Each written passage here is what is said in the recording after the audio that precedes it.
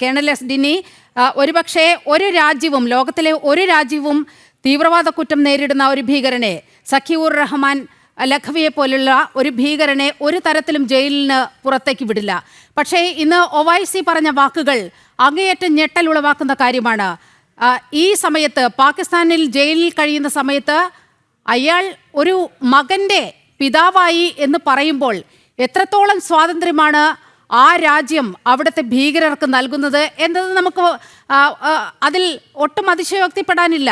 ഇതാണ് അവിടെ സംഭവിക്കുന്നത്. ഇതാണ് ഭാരതം കുറച്ച് നാളുകളായി വളരെ കൃത്യമായി അന്താരാഷ്ട്ര സമൂഹത്തിന് മുൻപാകെ പറഞ്ഞുകൊണ്ടിരിക്കുന്നത്. കേണൽ ഡിനി. തീർച്ചയായിട്ടും മാഡം, ആദ്യമേ തന്നെ ഒരു സൗണ്ടിന്റെ ഒരു ചെറിയൊരു ഇഷ്യൂ ഉണ്ടെന്ന് തോന്നുന്നു. എനിക്ക് കേൾക്കുന്നതിന് കുറച്ച് ബ്രേക്ക് ആയിട്ടാണ് വരുന്നത്. ഞാൻ പറയുന്നത് ക്ലിയർ അല്ലേ? ഓക്കെ, സാർ പറയുന്നത് കേൾക്കാം. പറഞ്ഞോളൂ മാഡം. ഇതിനകത്ത് നമ്മളെ സംബന്ധിച്ചോളം ബഹുമാനപ്പെട്ട ഒവൈസി അന്ന് അദ്ദേഹം മെമ്പർ ഓഫ് പാർലമെന്റ് ഒവൈസി പറഞ്ഞത് എന്നെ പോലെ ഒരാൾക്ക് അതൊരു അതിശയമായിട്ട് ഒരു കാര്യമല്ല. കാരണം പാകിസ്ഥാനെ സംബന്ധിച്ചോളം പാകിസ്ഥാൻ എപ്പോഴും അത് പണ്ട് മുതലേ ഭീകരവാദത്തിന്റെ ഒരു സ്റ്റേറ്റ് പോളിസി ആയിട്ടാണ് അവർ ചെയ്തുകൊണ്ട് ഇരിക്കുന്നത്.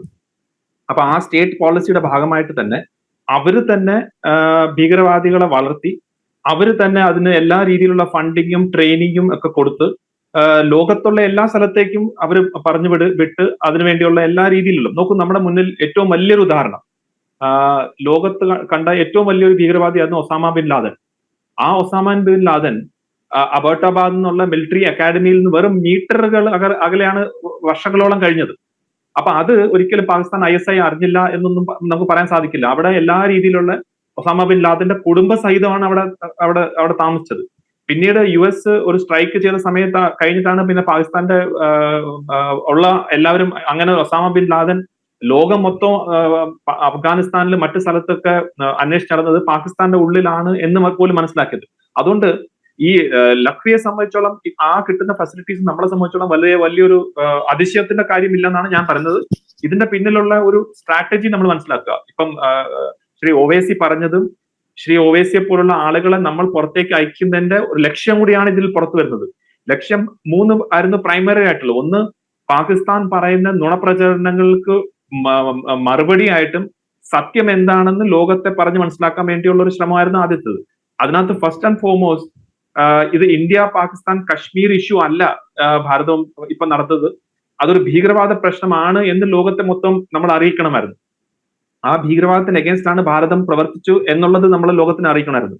അതുപോലെ തന്നെ ഒരു ന്യൂക്ലിയർ രാജ്യം, ഇറസ്പോൺസിബിൾ ആയിട്ടുള്ള പാകിസ്ഥാൻ ഒരു ന്യൂക്ലിയർ ബ്ലാക്ക്മെയിൽ ഈ ഭാരതത്തിന് മാത്രമല്ല ലോകത്ത് തന്നെ ഒരു ചാലഞ്ചായി മാറുന്നു എന്ന് കാണിക്കാൻ വേണ്ടിയായിരുന്നു. മൂന്നാമത്തേതായിട്ട് പാകിസ്ഥാന്റെ ഈ ഭീകരവാദവും ഈ ന്യൂക്ലിയർ ബ്ലാക്ക്മെയിലിന്റെ കാരണം കൊണ്ട് FATF ഫിനാൻഷ്യൽ ആക്ഷൻ ടാസ്ക് ഫോഴ്സിൽ വീണ്ടും ഗ്രേ ലിസ്റ്റിലേക്ക് കൊണ്ടുവരാനുള്ള ശ്രമത്തിന്റെ ഭാഗമായിട്ടാണ് നമ്മൾ ഇവരെല്ലാരെയും അയച്ചിരുന്നത്.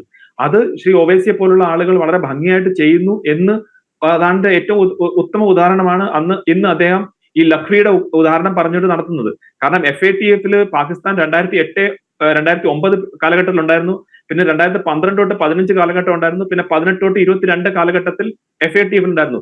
ഈ കാലഘട്ടത്തിൽ അവര് ആഗ്രഹിച്ചില്ലെങ്കിൽ പോലും ധാരാളം കാര്യങ്ങൾ അവർ ചെയ്തേ മതിയാവുമായിരുന്നു. അങ്ങനെയാണ് ഈ ലഖ്വിയെ പോലത്തെ ആളുകളൊക്കെ ജയിലിൽ കടന്നതും ഒക്കെ നടന്നത്. കാരണം 2008 മുംബൈ ബ്ലാസ്റ്റ് കഴിഞ്ഞിട്ട് ലഖ്വിയെ അറസ്റ്റ് ചെയ്തു ഇട്ടിരുന്നു. കാരണം പർവേസ് മുഷറഫ് അന്നൊരു ഗ്യാരണ്ടി തന്നിരുന്നു, അതായത് ഇവരെ പോലുള്ള ആളുകളെ ഇടുമെന്ന്. അത് കഴിഞ്ഞിട്ടാണ് യുണൈറ്റഡ് നേഷൻസും അമേരിക്ക പോലുള്ള രാജ്യവും ഗ്ലോബലി ഡെസിഗ്നേറ്റഡ് ടെററിസ്റ്റ് ആയിട്ട് ലഖ്വിയെ കണ്ടത്. അത് കഴിഞ്ഞ് പിന്നീട് ലഖ്വിയെ കോർട്ട് തന്നെ ബെയിൽ കൊടുക്കുകയും പിന്നീട് പുറത്ത് ഇറങ്ങി കുറച്ച് നാൾ നടക്കുക, അതായത് FATF മാറി ലഖ്വിക്ക് ബെയിൽ കിട്ടി. പിന്നീട് വീണ്ടും അറസ്റ്റായി, വീണ്ടും FATF വന്നു, FATF പോയി, ബെയിൽ കിട്ടി. അത് കഴിഞ്ഞിട്ട് ഇപ്പം ഒഫീഷ്യലി ലഖ്വി സംബന്ധിച്ചോളം ലഖ്വി ജയിലിനകത്താണ്. പക്ഷെ ലഖ്വിയെ സംബന്ധിച്ചോളം ലഖ്വി ജയിലിനകത്താണെങ്കിൽ തന്നെയും മൊബൈൽ ഫോൺ പോട്ടെ, കാറ് പോട്ടെ, ഫാമിലി ലൈഫ് പോട്ടെ, വിദേശത്ത് കറങ്ങുന്ന പോട്ടെ, എല്ലാം ഉണ്ട്. ഈ ലഖ്വിയെ കുറിച്ച് നമ്മൾ മനസ്സിലാക്കാനുള്ള 2 കാര്യമുണ്ട്. ഇത് വെറും സാധാരണ ഒരു ഭീകരവാദി അല്ല. ഇന്ത്യയിലുള്ളിൽ കാർഗിൽ യുദ്ധം കഴിഞ്ഞിട്ട് സൂയിസൈഡ് ബോംബിംഗ് തുടങ്ങിയ വ്യക്തിയാണ് ലഖ്വി. അതായത് കാർഗിൽ ജയിച്ച സമയത്ത് ഭാരതത്തിന് ഒരു പാഠം പഠിപ്പിക്കണം, സൂയിസൈഡ് ബോംബിംഗ് എന്നുള്ള രീതിയിൽ ആളുകളെ ട്രെയിൻ ചെയ്ത് വിട്ട ആളാണ് ലഖ്വി. ലഖ്വി ഇന്ത്യയിൽ മാത്രമല്ല പുറം രാജ്യങ്ങളിൽ ചെച്ചനിയ, ബോസ്നിയ, ഇറാഖ് ഈ പ്രദേശങ്ങളിലെല്ലാം ഓപ്പറേറ്റ് ചെയ്ത ഒരാളാണ് ലഖ്വി. അപ്പൊ ലോകത്തുള്ള എല്ലാ സ്ഥലത്തും ഓപ്പറേറ്റ് ചെയ്യുന്നു. അതുപോലെ തന്നെ അമേരിക്കയുടെ ഉള്ളിൽ തന്നെ ധാരാളം ഈ ഇങ്ങനത്തെ ഭീകരവാദ കാര്യങ്ങൾ ചെയ്യണമെന്നുള്ള പ്ലാനിങ് നടത്തിയിട്ടുള്ള ആളാണ് ലഖ്വി. അപ്പൊ ലഖ്വിയെ സംബന്ധിച്ചോളം ലഷ്കർ എ തോയ്ബയുടെ കോ ഫൗണ്ടർ എന്നുള്ള നിലയിലും ലഖ്വി ഫേമസ് ആണ്. അപ്പൊ ആ രീതിയിലുള്ള ഒരു ഭീകരവാദിയാണ് ഈ സ്റ്റേറ്റ് സ്പോൺസേർഡ് ആയിട്ടുള്ള ഫെസിലിറ്റീസ് എല്ലാം കൊടുക്കുന്നത്. അപ്പൊ അത് തന്നെ അവരുടെ പാകിസ്ഥാന്റെ അവസ്ഥയാണ് കാണിക്കുന്നത്. നമുക്ക് ഞാൻ ഫസ്റ്റ് പറഞ്ഞ കാര്യത്തിൽ തന്നെയാണ് ഞാൻ അവസാനിപ്പിക്കുന്നത്. അതായത് ഒരു രാജ്യത്ത് ഭീകരവാദികളെ കൊല്ലപ്പെട്ട് കഴിഞ്ഞിട്ട് അവിടെ സൈനിക ബഹുമതിയോടെയാണ് അവർക്ക് ഫ്യൂണറൽ റൈറ്റ്സ് നടത്തുന്നത്. ഒന്ന് ആലോചിച്ച് നോക്കൂ. ഏതെങ്കിലും ഈ ലോകത്തുള്ള വേറെ ഏതെങ്കിലും ഒരു രാജ്യത്ത് പോലും ഗ്ലോബലി ഡെസിഗ്നേറ്റഡ് ആയിട്ടുള്ള ടെററിസ്റ്റ് ആ ടെററിസ്റ്റിനെ വധിച്ചു കഴിഞ്ഞിട്ട് അവിടെ സൈനികർ ഇങ്ങനെ നിൽക്കുകയാണ് സ്റ്റേറ്റ് ഫ്യൂണറൽ കൊടുക്കുന്ന പോലെ. എന്നിട്ട് ഇന്നലെയോ മെനഞ്ഞാന്നോ വന്നൊരു ന്യൂസും കൂടെ ഉണ്ട്. അതായത് ഈ ടെററിസ്റ്റ് നമ്മള് ബോംബിട്ട് ആ വധിച്ച ടെററിസ്റ്റിന്റെ അനിയന് പാകിസ്ഥാൻ ഗവൺമെന്റ് ജോലി കൊടുക്കാമെന്ന് വാഗ്ദാനം ചെയ്തിട്ടുണ്ട്. അതായത് നമ്മുടെ കേരളത്തിലൊക്കെ ജോലി മാത്രമല്ല 14 കോടി രൂപയാണ്. 14 കോടി രൂപ സഹായധനം പ്രഖ്യാപിക്കുന്ന ഒരു സാഹചര്യം കൂടി ഉണ്ട്. അതെ. അപ്പം ഗവൺമെന്റ് ജോബ് കൊടുക്കണമെന്നൊന്ന് ആലോചിച്ച് നോക്കൂ. അത് പറയുന്നത് പാകിസ്ഥാന്റെ മിനിസ്റ്ററാണ്.